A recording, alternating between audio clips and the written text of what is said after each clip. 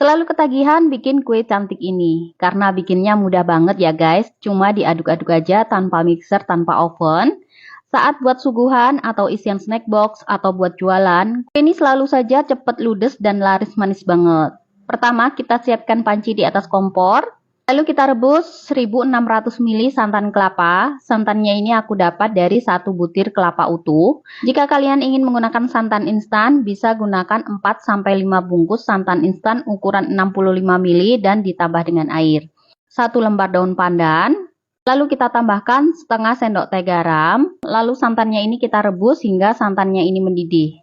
Kalau menggunakan santan instan bisa direbus dulu, tapi kalau mau dipakai langsung juga nggak masalah ya guys. Setelah santan sudah mendidih, bisa kita dinginkan.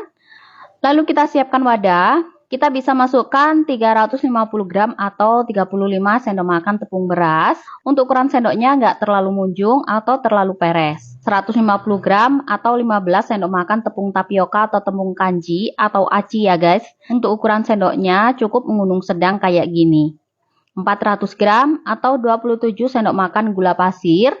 Lanjut santannya ini kita tuang ke dalam adonan, menuangnya bertahap aja sedikit demi sedikit sambil diaduk-aduk sampai gulanya larut dan tidak ada tepung yang bergerindil. Nah, kalau adonannya udah siap, lalu adonan ini kita bagi menjadi 3 bagian. Satu bagian ini aku beri pewarna hijau muda dan ditambah sedikit pewarna coklat, biar hijaunya lebih cantik ya guys. Satu bagian lagi ini aku beri pewarna kuning muda. Dan untuk satu bagian yang terakhir, ini kita beri pewarna putih.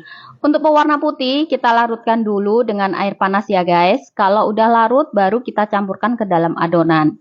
Lanjut kita siapkan loyang. Lalu loyang kita oles menggunakan minyak. Kita oles sampai merata di pinggirannya juga. Lalu kita masukkan loyang ke dalam kukusan yang sebelumnya sudah kita panaskan. Selanjutnya kita tuang adonan kuning ke dalam loyang sebanyak 110 ml. Lanjut adonannya ini kita kukus sampai set atau selama 5 menit menggunakan api sedang cenderung kecil. Setelah 5 menit ini adonannya sudah set. Kemudian lanjut kita tuang kembali adonan kuning sebanyak 110 ml. Ini kukus kembali sampai adonannya ini set.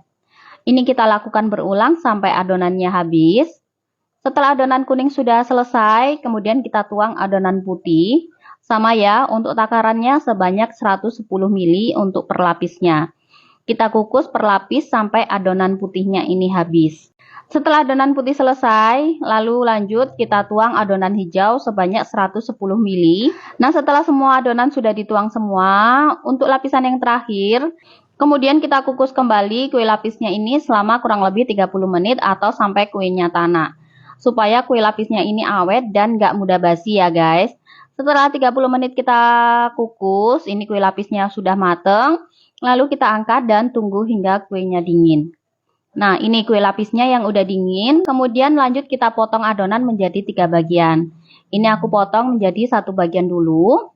Lalu kita potong kecil-kecil lagi. Ini aku potong menjadi 10 bagian yang sama besar ya guys.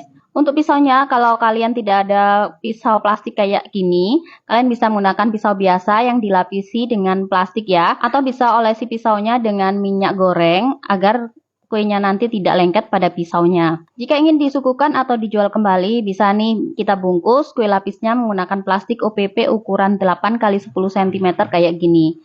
Nah, ini dia hasilnya, jadi tambah cantik ya guys. Lapisnya enak banget, ini teksturnya juga sangat lembut. Nah, mudah banget kan cara buatnya? Semoga resep kali ini bermanfaat. Sampai jumpa di resep-resep aku selanjutnya. Terima kasih.